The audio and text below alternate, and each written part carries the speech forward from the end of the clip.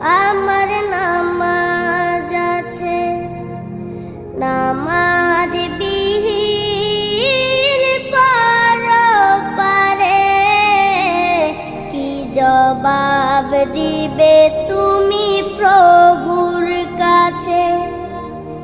নামাজকে বলো না কাজ আছে, কাজকে বলো আমার নামাজ আছে।